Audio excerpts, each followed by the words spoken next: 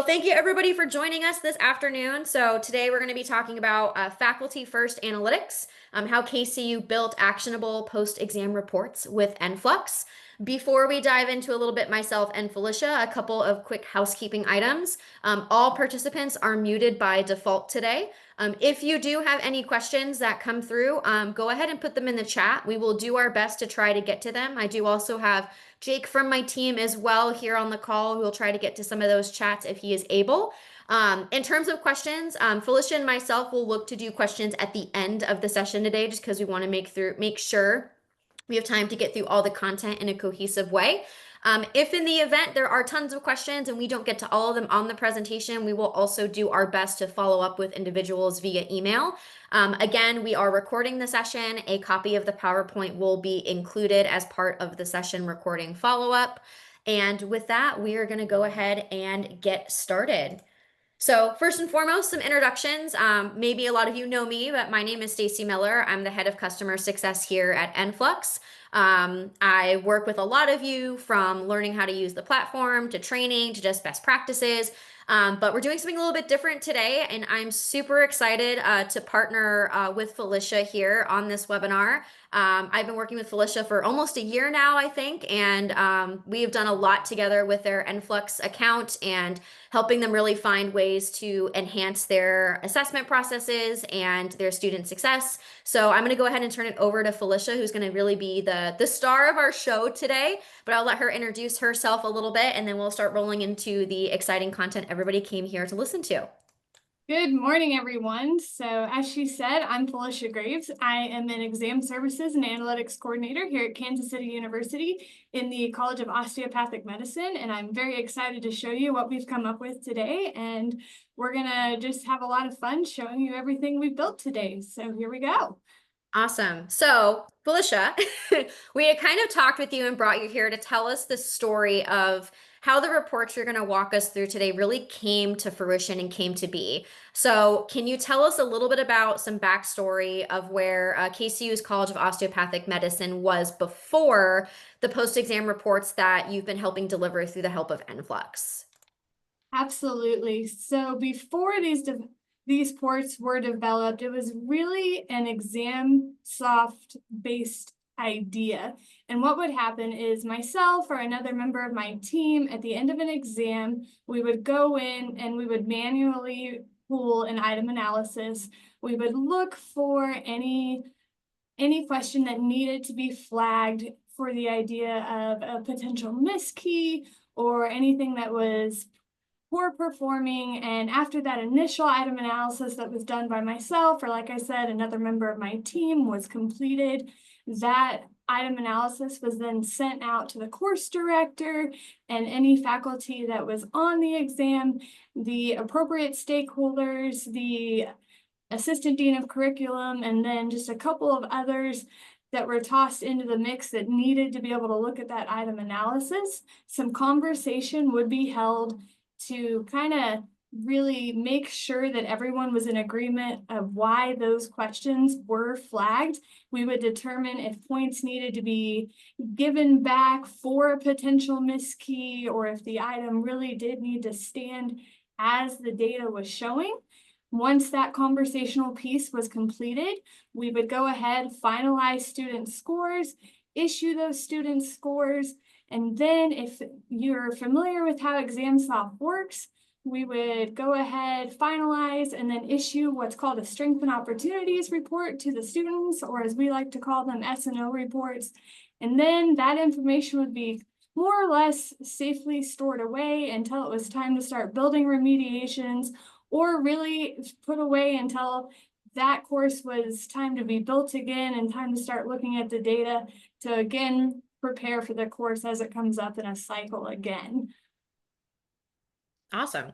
So then tell us about the day you decided that something different, a change had to happen in terms of the reporting that you were doing that was mostly exams off, manual, fragmented individuals. So tell us a little about the day when, okay, we need to make a change.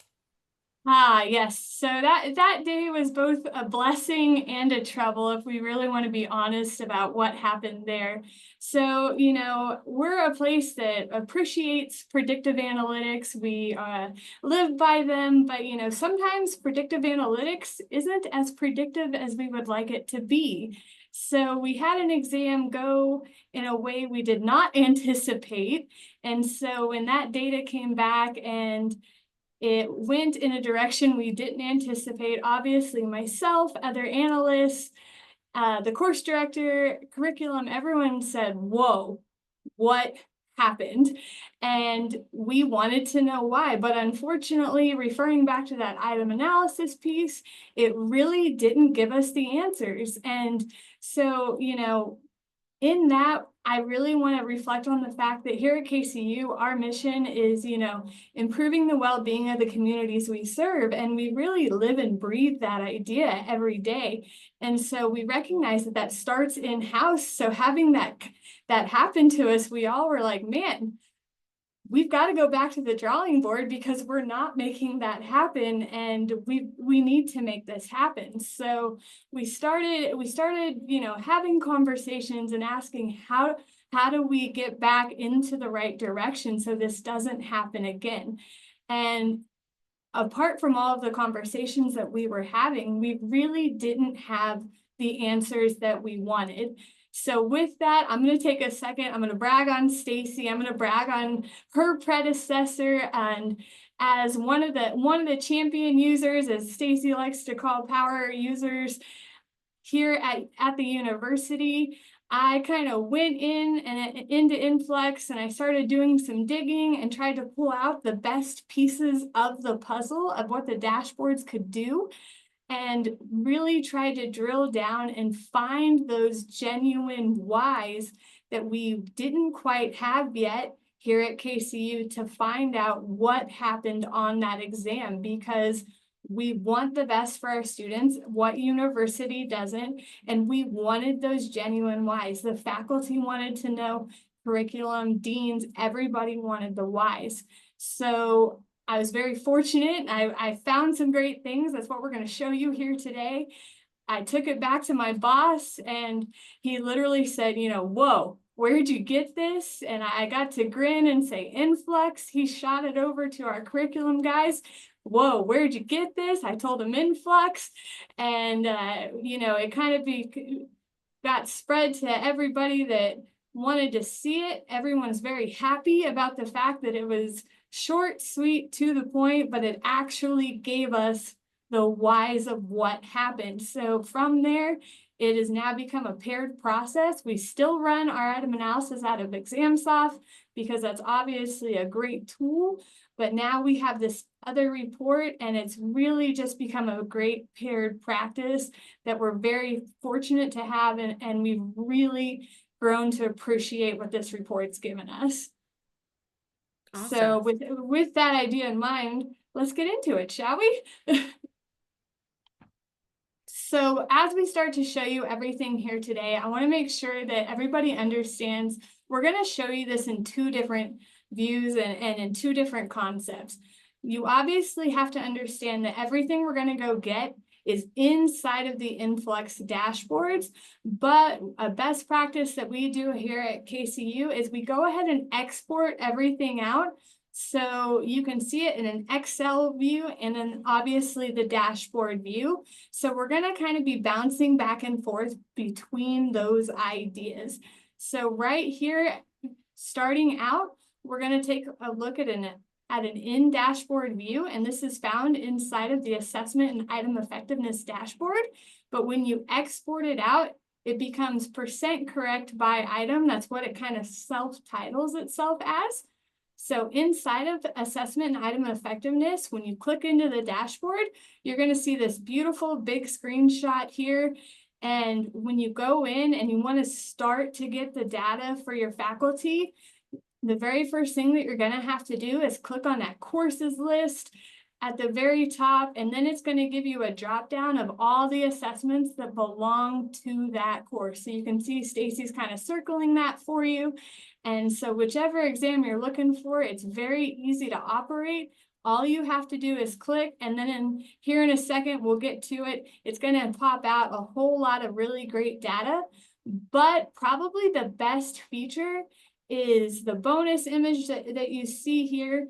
And it's for the fact that, you know, everybody learns a little bit differently. Some people really appreciate numbers. Other people, they're those visual learners that, you know, they can go with the numbers, but maybe they're not ready to get into the nitty-gritty of the exam, and they'd really just rather get a quick overview.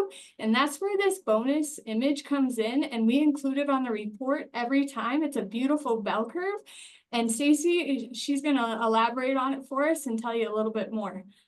So this bell curve is beautiful. Unfortunately, I don't think every assessment's performance ends up as a beautiful, perfect bell curve. But to kind of give an example, this is just a visual you'll get when you drill into your individual assessments within the platform, just to see the distribution of your scores. Is that distribution something you were intending to see? Are your exams typically distributed kind of around the middle range of scores? Or if you have a distribution that's higher in the 80s and 90s, maybe that's indicative of easy questions on the exam, or maybe in the unfortunate case of exam questions, maybe got snuck out a little bit. So this visual, as Felicia said, it just gives people who are more of a visual person like myself a quick view of how this exam may have performed. Again, I think the perfect bell curve we probably don't see all of the time, but you'll be able to see this if you guys are Enflux users and clicking into the individual exam from the course. You ready for the next slide, Felicia? Absolutely. All right, moving on. So continuing on with the idea of the very first things you're going to see when you go to start to retrieve the data that I would recommend putting on that sheet one of your Excel sheet is essentially Enflux's version of an item analysis. So if you're familiar with exam software, maybe you utilize a different platform.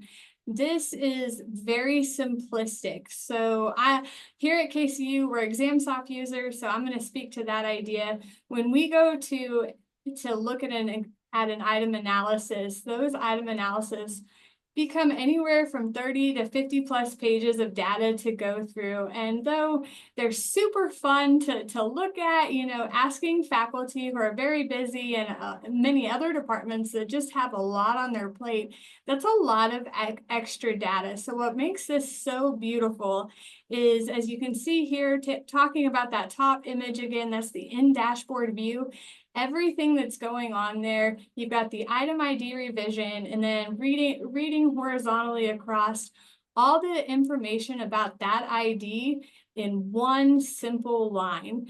Everything about that question, the performance of it, and then again, talking about those visual learners who maybe just need to look at it in a different perspective.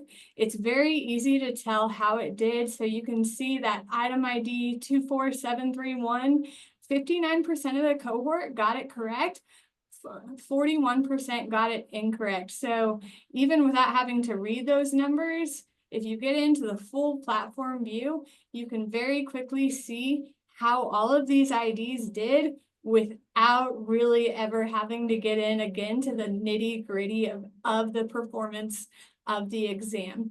But again, what's really beautiful is all of this data is exportable. And that's what we love to do here at KCU. So talking about the bottom image, this is what we've done. We went ahead and exported the exact same data that you're seeing in the top image, but we did throw a few customizations in it. So it starts out as a general Excel document, but then just to help with line of sight, we did throw in some different colors there.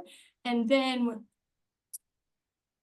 so we did throw in some different colors there, the purple and white, couple of school colors, and then probably one of the most beneficial things we did is added in a lecturer column just so our faculty don't have to go, oh, was 979 my ID or was it not? So we did go ahead and toss that in for our faculty. It doesn't actually export that way. But what I want to go ahead and point out to everybody, and this is speaking from personal experience, I've seen it myself, and it's been quite a point of conversation, is if you look at the far right-hand column on the choice selected of incorrect and correct, is since we've started issuing this out to our faculty, it's really actually been something that they've started to pull into faculty test question meetings on their own. So for those of you out there that speak data like me, you know, point by serials, item difficulties, it's what we do. We love the numbers. But, you know, flip the script and think about the faculty that are anatomists, biochemists, histologists. Sure, they may speak the numbers to a degree, but there's a level of comfortability there that they speak it because they're required to speak it, but they are constantly having to review or ask for a reminder of what things mean. So where they've really appreciated this far right-hand column is, yes, it has all of those point by serials, difficulties, etc., but it also has a very simplistic comparison of this many in the cohort got it correct and this many got it incorrect.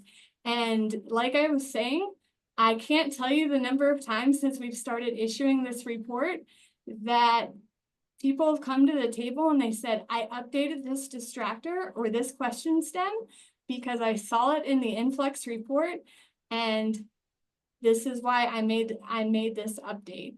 So I really can tell you that this has been a very beneficial piece here at KCU for our faculty, especially the ones that maybe don't speak the numbers as well as some of the others. So in that idea, Stacy, I'm going to toss it over to you.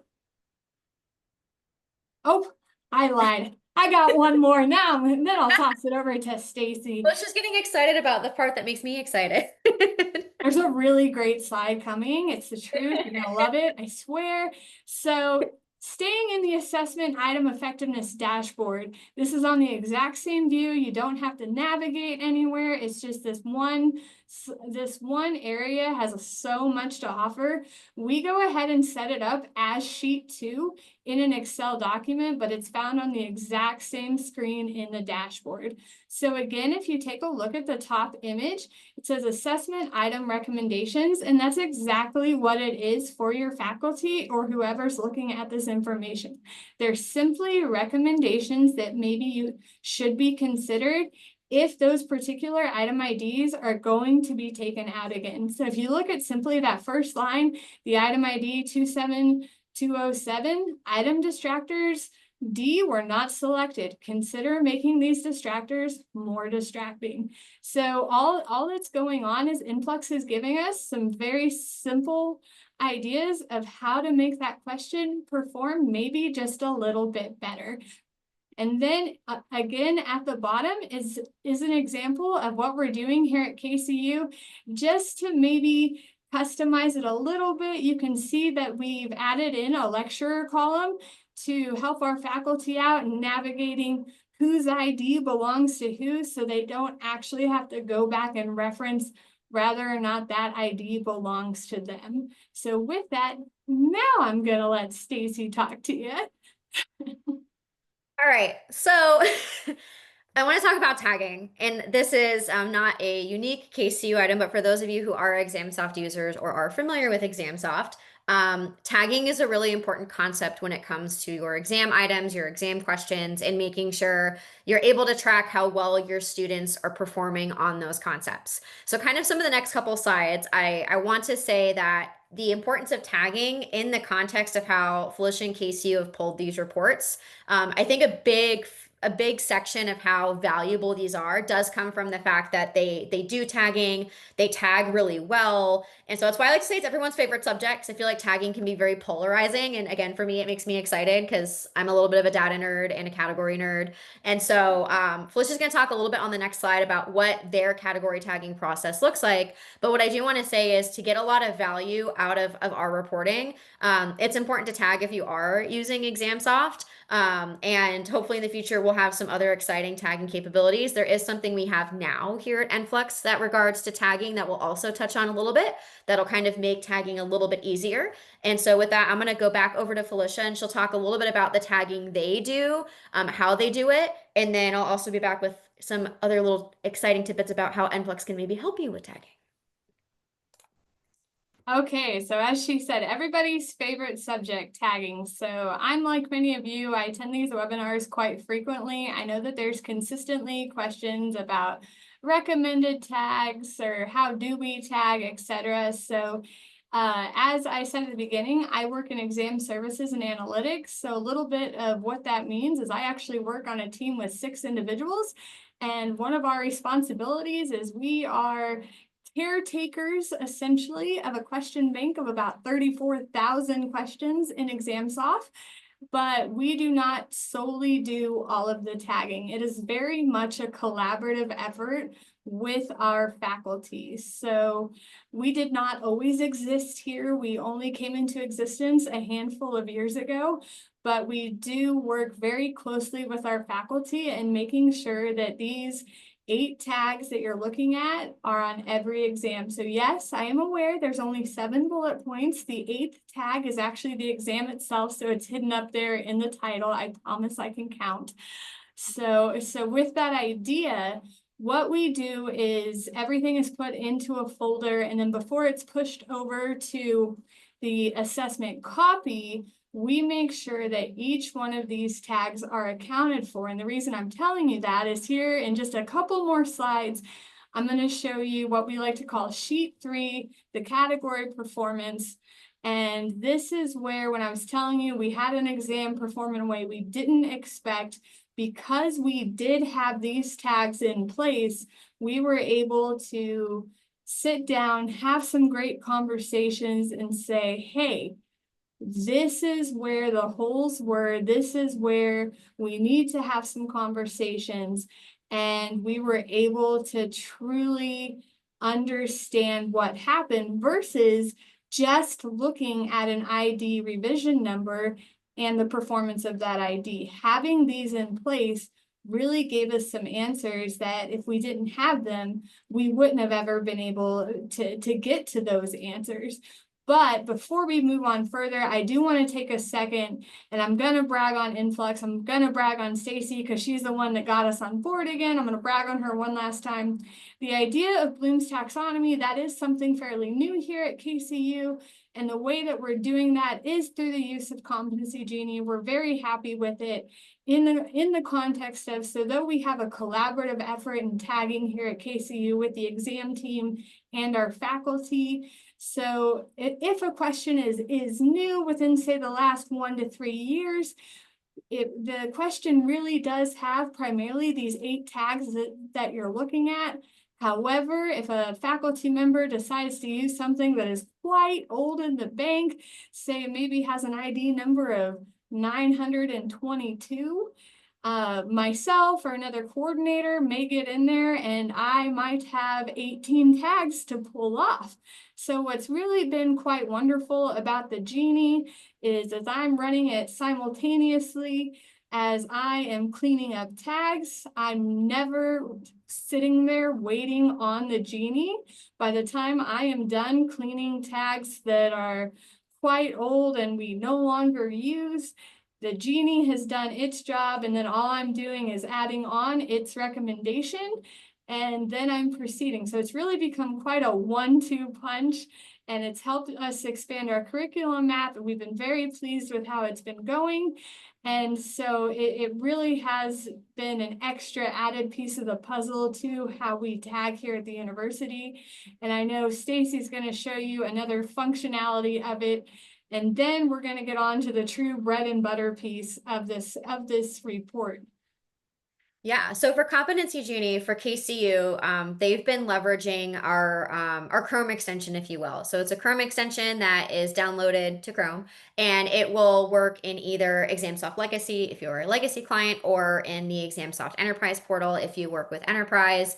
And once it's installed and you've selected the type of vertical or school you are, whether you are an osteopathic program or a pharmacy program or a PA program, you're able to enable different models that pertain to your vertical. And so in KCU's case, they've been using the extension when they're in ExamSoft, writing their questions or updating their tags. It pops up whenever you're adding or changing a tag and will make those recommendations through AI. Another version of Competency Genie that we do support is our Competency Genie within the platform. And that's kind of where this screenshot on the bottom is coming from. So with that version of Competency Genie, also leveraging AI, we bring in your questions, or when we ingest your questions into the Enflux system, depending on, again, if you're a pharmacy program, osteopathic program, a PA program, we enable different models, or allow you to choose different models to enable that will help automatically tag your questions. And you can see those tags within the Enflux platform. And this is just an example of what that looks like on some of our category reporting in our dashboards. But what's really nice, as I mentioned, is it syncs with ExamSoft, again, legacy or enterprise, and it helps save time for those who are putting on models that are maybe AACP for pharmacy or PANCE tasks for PA. It kind of takes some of that time of trying to remember, here's my question stem. Well, what exact medical task goes to this question, or what standard should I tag to this question? So it kind of takes a little bit of the ambiguity out, as well as save some time. It helps validate faculty input. Within the system, we're not overwriting any of the tagging you may have already done. So it will tag additionally. And so you can see those additional tags again within Enflux, and you can see how well your schools have tagged versus maybe what the AI picked up. And then, as Felicia kind of teased on it, it does help with the curriculum mapping piece. So if you're mapping your curriculum and want to make sure your standards and your different tasks that are part of our models are aligning to your curriculum, it does help with that as well. So if there are questions about either version of the Competency Genie, you can feel free to reach out to myself. Again, I also have Jake on the call with me as well. So if you happen to work more closely with him as an Enflux client, you can reach out to him as well. But we know KCU has been using the Chrome extension to help with this tagging as they introduced Blooms. And as Felicia said, it's been going really well for them. And we're glad that it's been able to help them streamline their tagging and get more additional data for how their students are performing. So with that idea, this is the piece I'm most excited about. You know what they say, save the best for last. So this is sheet 3 of the Excel sheet, or it's also category performance found in a different dashboard, but I assure you it is absolutely worth going to get. So we'll talk about how to go get it in this alternative dashboard here in just a second. But just as we've done with the other 2 sheets, I wanted to show you what it looks like inside of the dashboard before we show you the Excel version. So just a couple of things here before we continue on. So taking a look, you can see here, you've got multiple levels broken down on this in dashboard view. And you can start to see color coded. That's one of the best things of Enflux when you're looking at it. You know, blue, life is looking good. Orange, maybe some vulnerability. Red, the things that are potentially at risk. And then everything is going to export out. But this is the view that's finally going to start to show you some of that classroom correlation to what's going on inside of the exam. So as I was telling you in the beginning, this is the piece that when I was able to take it back to my boss and he took it to some of his fellow higher ups, they were very, very happy, very content, because where we didn't have answers based on that standard item analysis, this is a piece that finally started to give us some answers as to where we needed to look, so we didn't have another exam go in a fashion that we didn't want to have happen. So before we see what the exported view looks like, it's very easy to go get this. I like to call it magic in 5 clicks, and we're going to show you how to do that. So to do that, you have to click on Student Performance and Course Metrics. Then you're going to click on a Course Information tab, as you can see it circling there. And then underneath Overall Weighted Averages, you simply click on the exam that you're looking for. Once it populates, as you can see, you're going to click on Export Source Table. And then it automatically goes to Excel, download, and it gives you a category performance. And once it opens up, this is what you're going to get. Now, this is a de-identified version of KCU. Since we were talking about an example of the tagging that we use here, you can see this is highly granular. So again, imagine yourself as a course director, as a dean, etc. we do a few customizations such as redlining at risk, but as you start to look across here, look at the course goals, for example, in level 4, you can start to see where conversations can be easily had saying, hey, okay, course goal 2, 6, 8, and 10, they're at risk.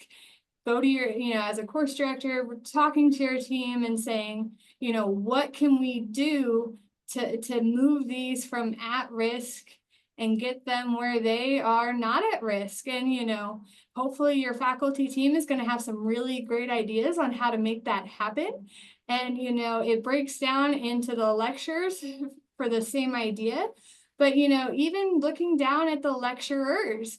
So it really, again, just brings up lots of great questions. So you can see Dr. Zinjan there is just flourishing with a 91%. But, the other 4 faculty members, you may, as a course director, already know maybe this was their first year teaching. So maybe they just need a little bit of extra attention in making things better, or maybe some one-on-one time. It just spits out a lot of really great data. But as Stacy was saying, to get something like this, it really all goes back to what you're tagging, how you're tagging it, and depending on the tags that you utilize, all goes back to what's going to get spat out on this category performance idea. So with that idea, So yeah, go ahead. I was going to say, Felicia, you created these, you had a process, something happened, you started using Enflux to grab out these reports. I know there's probably people who are wondering about, like, well, how can I grab these? And we'll get to that in a minute. But what happened after you started using this report process and these different exports from Enflux?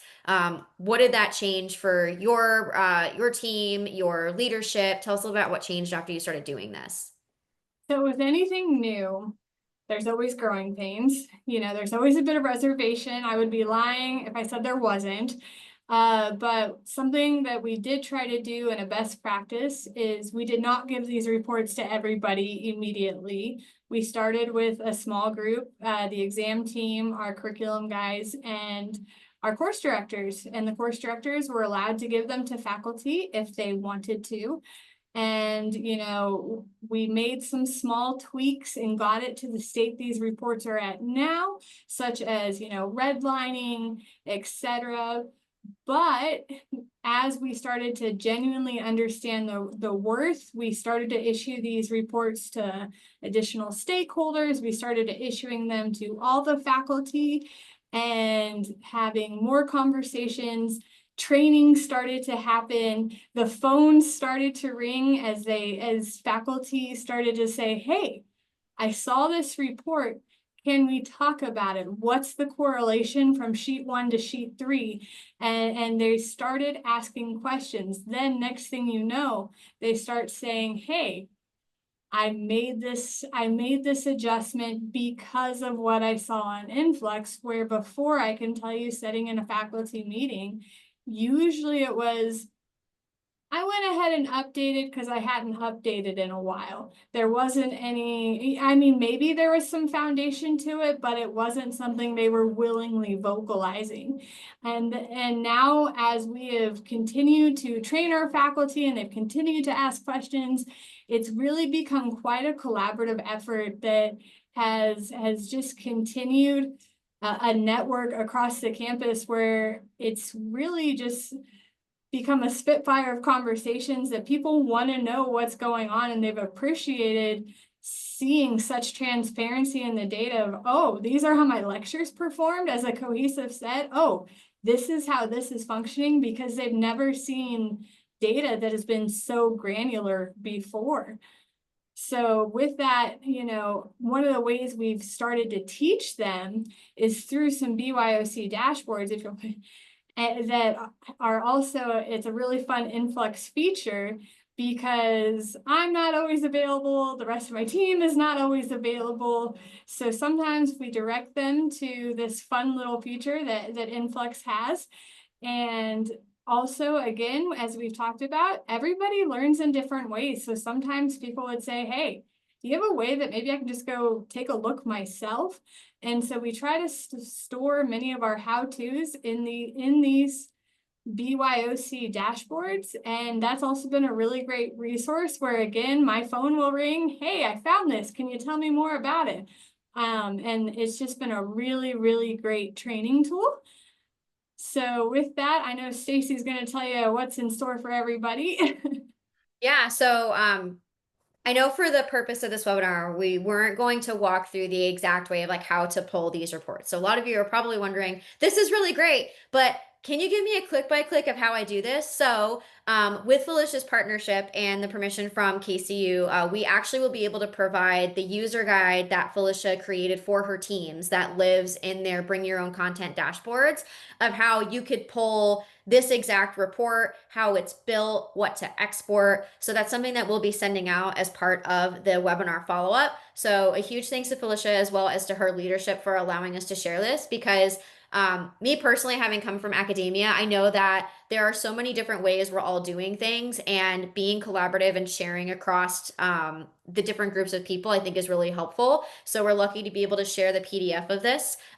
If you have questions about the Bring Your Own Content dashboard, it is kind of a nifty feature. I don't think a lot of people know about. That's something Jake or I are happy to chat with you if you're thinking, well, yeah, I want to leave instructions for best practices for my faculty. Like, how could I leverage this? So that's something we're happy to talk about. But the big takeaway is we will send over the instructions for how Felicia and her team actually pull these reports, what dashboards they go to grab this data and put it together. So a big thanks again to their team for sharing that with us. So I know everybody is either eating lunch right now, and I'm grateful you're joining us, or you're excited to get to lunch. So in starting to wrap everything up, let's kind of just go over what the real importance of running this report every time is.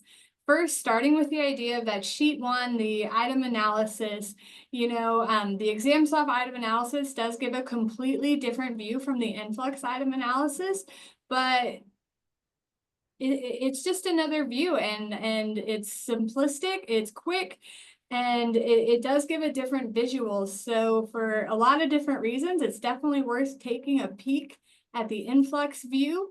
And then, talking about assessment recommendations, what would become your sheet two? Everybody appreciates feedback. It may be, again, simplistic, short, sweet, and to the point, but recommendations are just that. And everybody needs them, but really that bread and butter piece is that category performance. And it's completely okay if you are new in the tagging process, or maybe you are even more in depth than we are here at KCU. That category performance really does take what's going on in the classroom with your lectures, and it gives you that full insight piece to what just happened on the exam, and all of a sudden you have a full circle of everything going on in the course that you can pair with whatever your testing platform is, and tie everything off in this nice, beautiful bow in not a 100-page document, but a 3-page document. Who doesn't appreciate a whole lot of really informative data in 3 pages? I know I'm someone, running data all the time, and I will take 3 pages over 100 every single day of the week. So with that idea, as far as getting the team on board, my recommendations to you all is, may you use this idea, come up with your own, anything of the sort. Keep whatever you're doing in using this using this report. Keep your layout simple and keep it readable. But most importantly, as you export this report and put in your own customizations, keep your visuals very, very clear, and look for those ideas that's going to tie your lecture content into your exam content, and just bring everything together where everybody can be content in what they're seeing, and show that item analysis into your classroom data, and just show the beautiful correlations between everything. So with that, I really hope you've all enjoyed everything, and I think, Stacy, maybe we've got time for a couple of questions, and thank you all. Yeah, thank you, Felicia. And so Felicia's also graciously provided her email. So if you have questions about how they launched this process or kind of what the program is doing using the data, you have Felicia's email here to reach out. If you have questions kind of regarding getting to these dashboards and these reports, exporting them, how you can kind of use that, feel free to reach out to myself or Jake.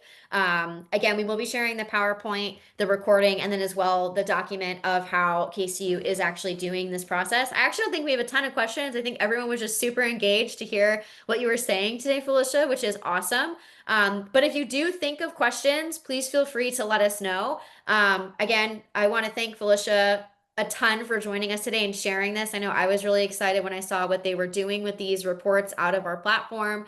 And this is, what we're here for. So if you have questions, please feel free to reach out to myself, Felicia, or Jake. And I hope everybody has a great rest of their day. I don't see questions really coming in, so we're going to go ahead. I think it ended a little bit early. People can maybe have a break if they've got back-to-backs or finish up their lunches. We hope to do a little bit more of this and partner with others for future webinars, but we cannot thank everybody enough for joining this afternoon. We hope you have a great rest of your day and a great rest of your week. Thank you. Yes, thank you, everybody.